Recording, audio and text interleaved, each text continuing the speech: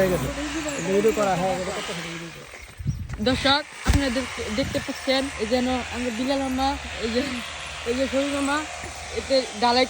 ডালাই দিতেছে এই যে বেশের গাতটা এই যে এটা তারা করছে এই যে এটাকে আকাশ ভাই এই তারা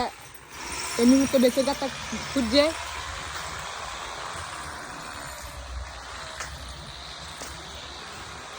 এটা কাম একটু হয়েছে না আরো সুন্দর করে লইলে এই যে